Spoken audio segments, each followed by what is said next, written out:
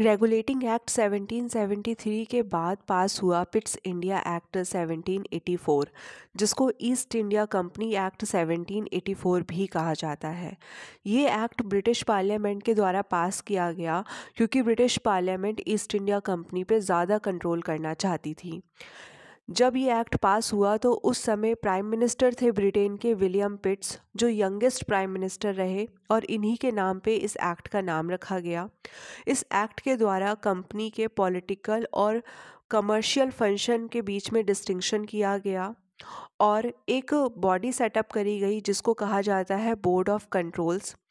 और board of control civil और military political matter देखती थी कंपनी के, और इसमें 6 मेंबर थे।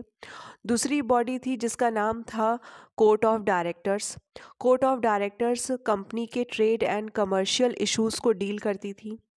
और इस एक्ट के बाद इस्टेब्लिश हुआ डुअल गवर्नमेंट सिस्टम, और जितनी भी कंपनी की पोजेशन थी इंडिया की टेरिटरी में, वो अब ब्रिटिश पोजेशन इन इंडिया कही जाने लगी। तो यहाँ से क्वेश्चन बनता है कि कौन से एक्ट से इस्टेब्लिशमेंट हुआ बोर्ड ऑफ कंट्रोल का। तो बोर्ड ऑफ कंट्रोल का जो इस्टेब्लिशमेंट हुआ वो पिट्स इंडिया एक्ट से हुआ।